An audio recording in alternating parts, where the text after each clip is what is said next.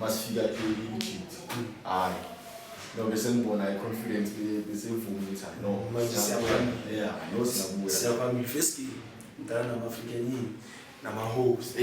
Egypt kumnyama baba ngishayela inamba ethanelini kumnyama anizwakali masiyehla ebhasini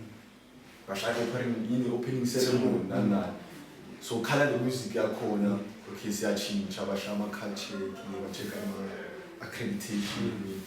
and then kuyaphuma mayishaya inamba siyacula mara sizwakala masifika la ethanelini ngithi mfethu amalaser kanje mfethu amalaser emehlweni stadium sigcwele mfethu ngiyasho inhlini nayo atmosphere esifunayo motivation but at the same time worried because angistart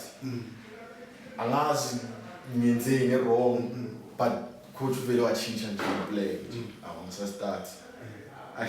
ayingishayile leyo psychological because ngiyafuna any time ngamtshela mfethu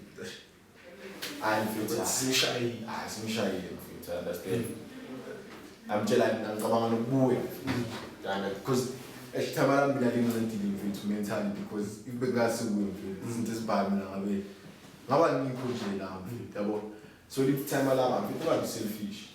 odlalile ngosikhosafa ngoyiskipa ngohappy maye ngombench game once ufuna ukubuya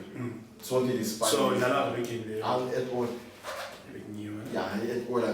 ngifaka ngocoach and manje nami ngifuna ukubuza ukuthi coach ngenzeni understand na explain but obviously I'm expecting but at least ngitshele ukuthi improve ukuthi okay uduka yena ushaya into le